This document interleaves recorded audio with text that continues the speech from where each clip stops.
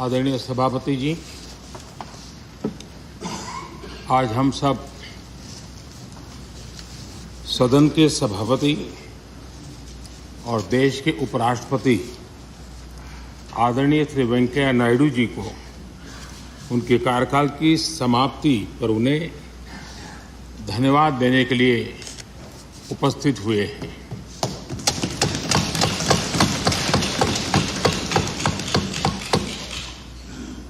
ये इस सदन के लिए बहुत ही भावुक पल है। सदन के कितने ही ऐतिहासिक पल आपकी गरिमामय उपस्थिति से जुड़े हुए हैं। फिर भी अनेक बार आप कहते रहे हैं, I have retired from politics but not tired from public life. और इसलिए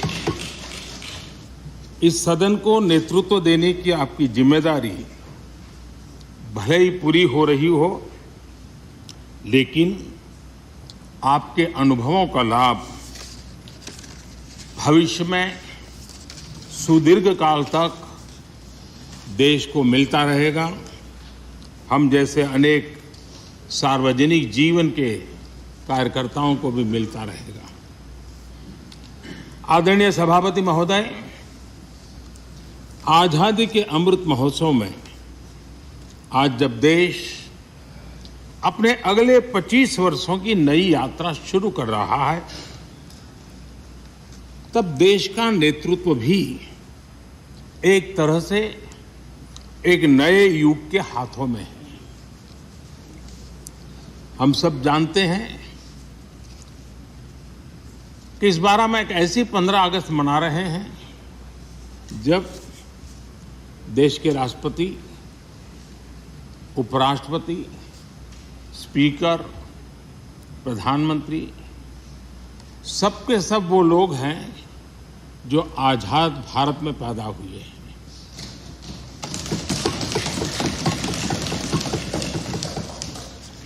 और सबके सब बहुत ही साधारण पृष्ठभूमि से आते हैं।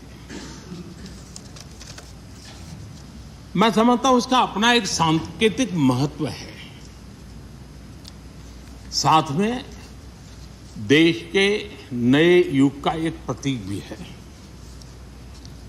आदरणीय सभापति महोदय, आप तो देश के एक ऐसे उपराष्ट्रपति हैं जिसने अपनी सभी भूमिकाओं में हमेशा युवाओं के लिए काम किया है। आपने सदन में भी हमेशा युवा सांसदों को आगे बढ़ाया, उन्हें प्रोत्साहन दिया। आप लगातार युवाओं के संवाद के लिए यूनिवर्सिटीज और इंस्टीट्यूशंस लगातार जाते रहे हैं। नई पीढ़ी के साथ आपका एक निरंतर कनेक्ट बना हुआ है और युवाओं को आपका मार्गदर्शन भी मिला है और युवा भी आपको मिलने के लिए हमेशा उत्सुक रहे हैं। इन सभी संस्थानों में आपकी लोकप्रियता भी बहुत रही है। मुझे बताया गया कि वाइस प्रेसिडेंट के रूप में आपने सदन के बाहर जो भाषण दिए, उनमें करीब 25% युवाओं के बीच में रहे हैं। ये भी अपने आप में एक बहुत बड़ी बात है। आदरणीय सभापति महोदय, व्यक्तिगत रूप से मेरा यह सौभाग्य रहा है कि मैंने बड़े निकट से आपको अलग अलग भूमिकाओं में देखा है। बहुत सारी आपकी भूमिका ऐसी भी रही जिसमें आपके साथ कंधे से कंधा मिलाकर कार्य करने का भी मुझे सौभाग्य मिला है। पार्टी कार्यकर्ता के रूप में आपकी वैचारिक प्रतिबद्धता रही हो, एक विधायक के रूप में आपका कामकाज हो, सांसद के रूप में सदन में आपकी सक्रियता हो, भारतीय जनता पार्टी के अध्यक्ष के रूप में आपका सांगठनिक कौशल्य और लीडरशिप की बात हो, कैबिनेट मंत्री के रूप में आपकी मेहनत, नवाचार का आपका प्रयास और उससे प्राप्त सफलताएं देश के लिए बहुत उपकारक रही है, या फिर उपराष्ट्रपति और सदन में के सभापति के रूप में आपकी गरिमा और आपकी निष्ठा। मैंने आपको अलग अलग जिम्मेदारियों में बड़े लगन से काम करते हुए देखा है।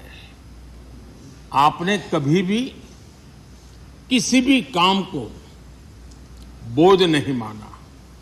आपने हर काम में नए प्राण फूंकने का प्रयास किया है। आपका जज्बा, आपकी लगन हम लोगों ने निरंतर देखी है। मैं इस सदन के जरिए प्रत्येक माननीय सांसद और देश के हर युवा से कहना चाहूंगा कि वो समाज, देश और लोकतंत्र के बारे में आपसे बहुत कुछ सीख सकते हैं।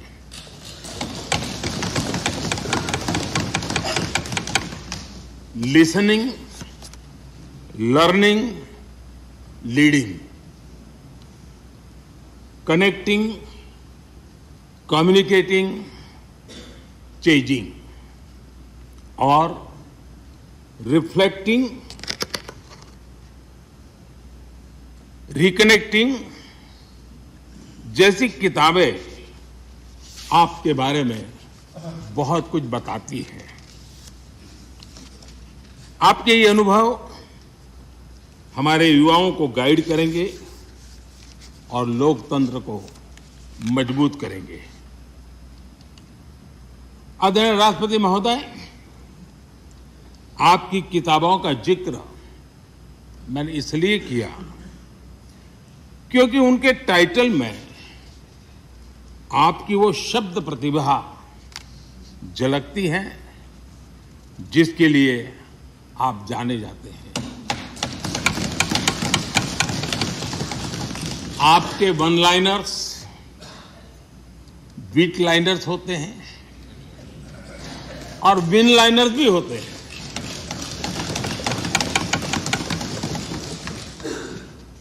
यानी उसके बाद कुछ और कहने की जरूरत ही नहीं रह जाती। Your each word is heard, preferred and reward and never countered.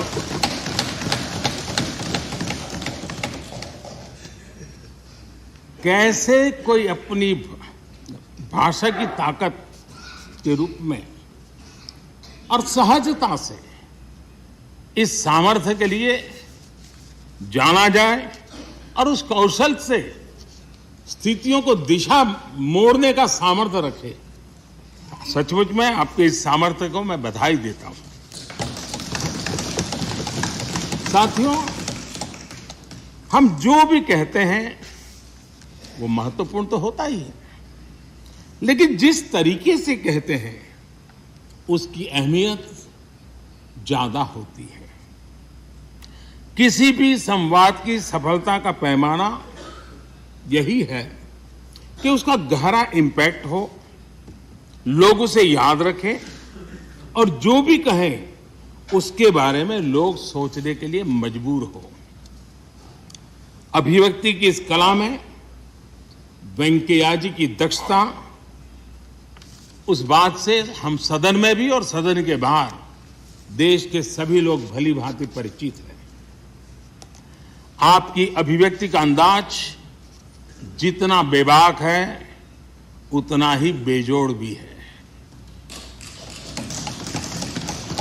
आपकी बातों में गहराई भी होती है, गंभीरता भी होती है। वाणी में बीट भी होता है और वेट भी होता है, वार्मथ भी होता है और विजडम भी होता है। संवाद का आपका तरीका ऐसे ही किसी बात के मर्म को छू जाता है और सुनने में मधुर भी लगता है। आदरणीय सभापति महोदय, आपने दक्षिण में छात्र राजनीति करते हुए अपना राजनीतिक सफर शुरू किया था। तब लोग कहते थे कि जिस विचारधारा से आप जुड़े थे उसका और उस पार्टी का निकट भविष्य में तो दक्षिण में कोई सामर्थ्य नजर नहीं आता है, लेकिन आप एक सामान्य विद्यार्थी कार्यकर्ता से यात्रा शुरू करके और दक्षिण भारत से आते हुए उस पार्टी के राष्ट्रीय अध्यक्ष के शीर्ष पद तक पहुंचे। ये आपकी एक अविरत विचार निष्ठा, कर्तव्य निष्ठा और कर्म के प्रति समर्पण भाव का प्रतीक है। अगर हमारे पास देश के लिए भावनाएं हो, बात कहने की कला हो, भाषाई विविधता में आस्था हो, तो भाषा क्षेत्र हमारे लिए कभी भी दीवार नहीं बनती है। ये आपने सिद्ध किया है। आदरणीय सभापति महोदय, आपकी कही एक बात बहुत लोगों को याद होगी, मुझे तो विशेष रूप से याद है। मैंने हमेशा सुना है आप मातृभाषा को लेकर के बहुत ही टची रहे हैं, बड़े आग्रही रहे हैं, लेकिन उस बात को कहने का आपका अंदाज भी बड़ा खूबसूरत है। जब आप कहते हैं कि मातृभाषा आंखों की रोशनी की तरह होती है, मातृभाषा आंखों की रोशनी की तरह होती है, और आप आगे कहते हैं और दूसरी भाषा चश्मे की तरह होती है। ऐसी भावना हृदय की गहराई से ही बाहर आती है। वेंकैया जी की मौजूदगी में सदन की कार्रवाई के दौरान हर भारतीय भाषा को विशिष्ट अहमियत दी गई है। आपने सदन में सभी भारतीय भाषाओं को आगे बढ़ाने के लिए काम किया। सदन में हमारी सभी 22 शेड्यूल लैंग्वेज में कोई भी माननीय सदस्य बोल सकता है, उसका इंतजाम आपने किया। आपकी ये प्रतिभा, आपकी ये निष्ठा आगे भी सदन के लिए एक गाइड के रूप में हमेशा हमेशा काम करेगी। कैसे संसदीय और शिष्ट तरीके से भाषा की मर्यादा में कोई भी अपनी बात प्रभावी ढंग से कह सकता है, इसके लिए आप प्रेरणापुंज बने रहेंगे। आदरणीय सभापति महोदय, आपकी नेतृत्व क्षमता, आपके अनुशासन ने इस सदन की प्रतिबद्धता और प्रोडक्टिविटी को नई ऊंचाई दी है। आपके कार्यकाल के वर्षों में राज्यसभा की प्रोडक्टिविटी 70% बढ़ी है। सदन में सदस्यों की उपस्थिति बढ़ी है। इस दौरान करीब करीब 177 बिल पास हुए या उन पर चर्चा हुई, जो अपने आप में कीर्तिमान है। आपके मार्गदर्शन में ऐसे कितने ही कानून बने हैं जो आधुनिक भारत की संकल्पना को साकार कर रहे हैं।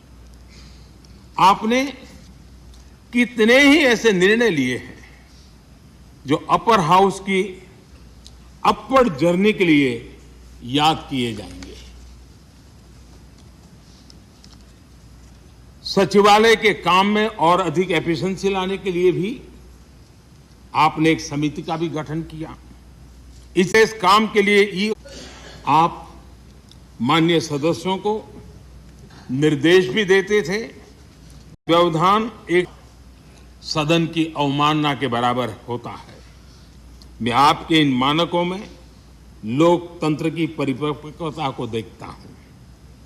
पहले समझा जाता था कि अगर सदन में चर्चा के दौरान शोरगुल होने लगे तो कार्यवाही को स्थगित कर दिया जाता है, लेकिन आपने भी बनाया। सदन की कार्यवाही के दौरान जब सदस्यों के बीच कभी टकराव की परिस्थिति पैदा होती थी तो आपसे बार बार सुनने को मिलता था, let the government propose, let the opposition oppose and let the house dispose. इस सदन को दूसरे सदन से आए विधेयकों पर निश्चित रूप से सहमति या असहमति का अधिकार है। यह सदन उन्हें पास कर सकता है, रिजेक्ट कर सकता है या अमेंड कर सकता है, पर उन्हें रोकने की, बाधित करने की परिकल्पना हमारे लोकतंत्र में नहीं है। आदरणीय सभापति महोदय, हमारी तमाम सहमतियों और असहमतियों के बावजूद आज आपको विदाई देने के लिए इस सदन के सम्मान का उदाहरण है। मैं आशा करता हूं कि आपके कार्य, आपके अनुभव आगे सभी सदस्यों को जरूर प्रेरणा देंगे। अपने विशिष्ट तरीके से आपने सदन चलाने के लिए मानदंड स्थापित किए हैं जो आगे इस पद पर आसीन होने वालों को प्रेरित करते रहेंगे।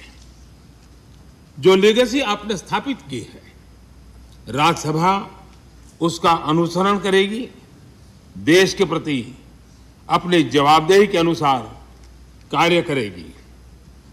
इसी विश्वास के साथ आपको पूरे सदन की तरफ से, मेरी तरफ से अनेक अनेक शुभकामनाएं देता हूं। और आपने देश के लिए जो कुछ भी किया है, इस सदन के लिए जो कुछ भी किया है, इसके लिए सबकी तरफ से ऋण स्वीकार करते हुए मैं आपका धन्यवाद करता हूं। बहुत बहुत शुभकामनाएं। धन्यवाद प्रधानमंत्री जी। श्री मल्लिकार्जुन